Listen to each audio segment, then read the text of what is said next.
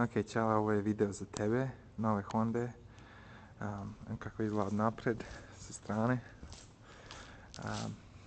Novi model Honda ima drugačiji prednji kraj, malo drugačiji izgleda pozadi, ali uglavnom je prednji kraj drugačiji.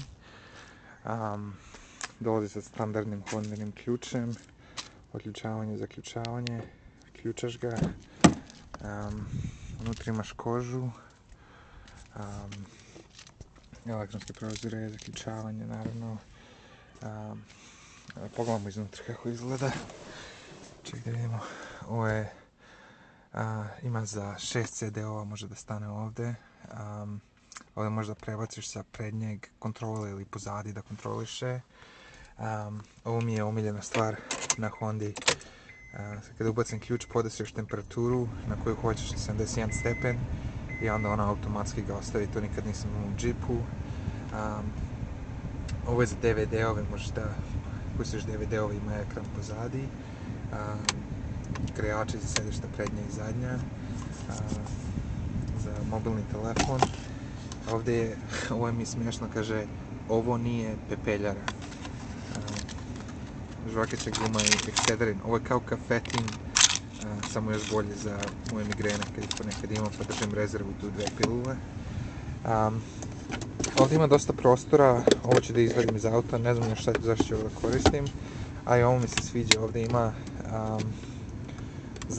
za olovku držač i za malo papira. I onda ovdje je naravno glavna konsola. Ima za sitniš, za CD-ove, par nekih još stvari i tako. Fino izgleda iznutra. Da, ima ovaj krov. Ovo je isto jedna dobra stvar. Naravno ima regularni retrovizor sa kompasom ovdje, znači sad smo u pravcu severo-istoka. Ali ovdje ima držač za naočare, a kad ga ne koristiš kao držač za naočare, možda ga staviš u ovu polu poziciju i ovo ti sada kao retrovizor da vidiš drugi ljude u kolima. Ja sam ga zaglavio sa naočarima.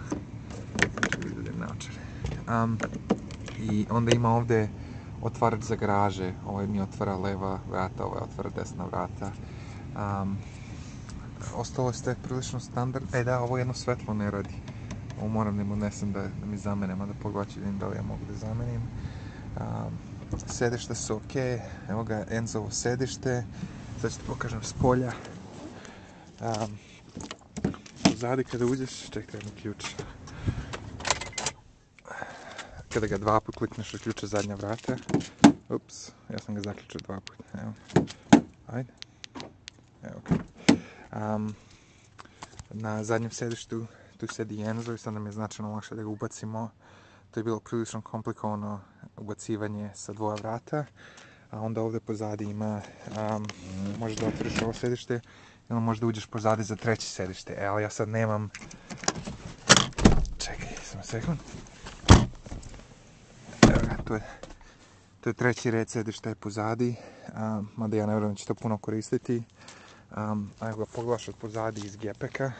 Evo ti je pozadi kako izgleda. Ako ga pogledaš od pozadi iz gepeka, tu ti je 3. red. Samo sa ovim jednim se podrednik spusti. Sad je samo kao gepek. A onda ovdje dodatno ima ovdje dodatno, ovdje su mu naslovi za glavu za 3. red, kablovi, može još par malih stvari da stane tako.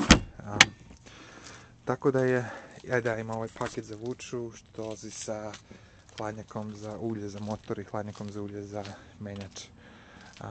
Već je prljav, iako je bio čist pre 2 dana jer je prilično loše vreme ovdje. Ima ove evropske žmigace što mi nemamo u Americi. Generalno, to ti je Honda.